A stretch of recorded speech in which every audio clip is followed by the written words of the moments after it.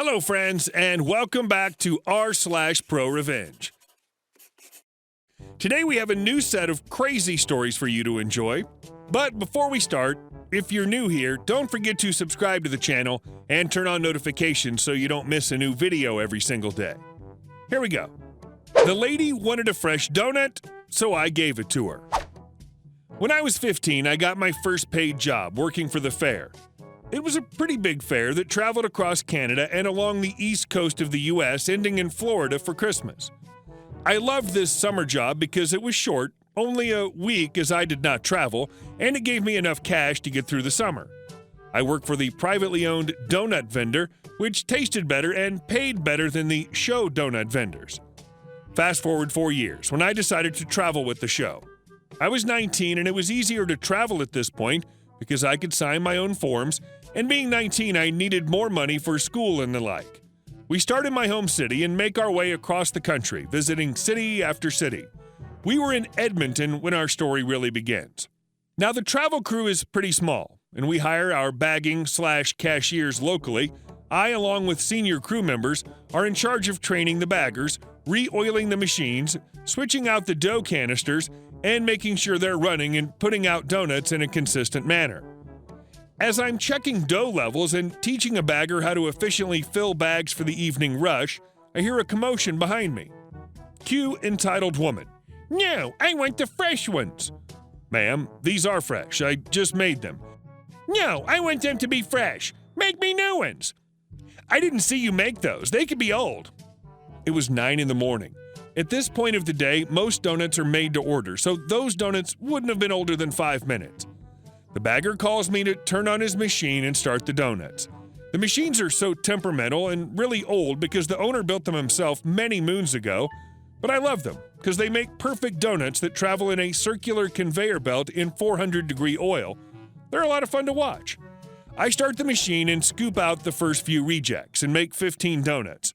The donuts fall off the belt into the glass case, and the bagger slots them into the sugar and into the bag. He hands them to her, and she dramatically sighs. No, I want the fresh ones, and those have touched the old ones. How do I know you didn't mix them up? I don't believe they're fresh. I want fresh donuts. Ma'am, those are fresh. I made sure to pick out only the new ones. Again, she huffs and puffs, so I fire up the machine again, scoop out the rejects, and make 15 donuts. This time, I grab the new bag and place the bag right under the chute so the donuts have no choice but to fall into the bag. They do, I hand it to the bagger and walk away, just to have to turn around again. No, I want the ones directly out of the oil. That way I know they're fresh. Those ones have cooled down and are not fresh anymore. Sorry, ma'am, but that's against policy. The oil is 400 degrees. And besides, they're not done cooking. I want the fresh ones. Give me your supervisor. My supervisor is off doing supervisor things, and I don't feel like calling her. She's also a lifer and doesn't take flack from anyone, and I know if I call her and she's busy, this woman will leave crying. So to avoid this, I say, I'm the supervisor on duty right now, and the policy states we can't give you donuts from the oil. There's no policy, but it's common effing sense. I've been a patron of this company for so many plus years, I've never been denied a fresh donut. This is so unprofessional. I want to talk to the owner right now. At this point, I'm on day 5 of this show, and we work an hour before open to an hour after close. Depending on the show and after some new laws, roughly 16 hours daily.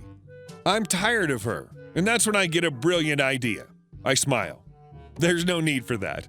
I'll get you your fresh donuts. I start up the machine again and discard the rejects. I then grab a bag and let the donuts plop into the oil for half a second and scoop them out immediately. Not long enough to get hot, but also not long enough to hold a shape. I then take the bag of dough and sprinkle in some cinnamon sugar and say as sugary as I can muster, here you go. Sorry for the inconvenience. Enjoy the rest of your day. She smiles smugly, having thought she got her way. About 10 paces later, she stuck her hand in the bag. I hear a squeal, a snarl, and then swearing. That's when Greg, not his real name, one of the senior machine guys returned from his break. Greg was effing legend when it comes to dealing with Karens. He makes it a hobby to seek them out for fun on his break so he can tear into them. He once told a heavy customer in a scooter he would not sell her 50 bags of donuts because he didn't want to be responsible for her coronary and could not have that on his heart, and that she should take her business to the other donut stall. He can be quite savage. I don't condone his behavior, and sometimes he scares me. But this is also why I like working under him, because it means Karens never get away with their crap. The woman came storming back and demanded a refund and demanded that I be fired. He asked why, and she screamed, "That bee sold me a bag of dough." Greg asked if that was true. I smile sheepishly and say yes, and explain she did not want the fresh donuts off the belt. She wanted the fresh donuts from the oil and would not leave until I gave them to her. Greg turned to her and said, "Sorry for that, but we don't issue refunds to dumbasses. So take your fresh donuts and leave before I start pelting you with these donuts. You have 5 seconds. 5, 4, 3." She tried to huff and puff, at which point he took the bag of donuts she did not want and began pelting her with them. After she left, he told me he was proud of me and had let the boss know. I got an extra $100 in my per diem for that week. I now hate the phrase, "I want the fresh ones." And our next story. You want to time every ticket I do with a person shadowing me? Okay. As a tech of going on 30 years, I've seen some stupid management directives. This is one of my favorites. Back in 2007, I worked for a large bank that's based in Atlanta.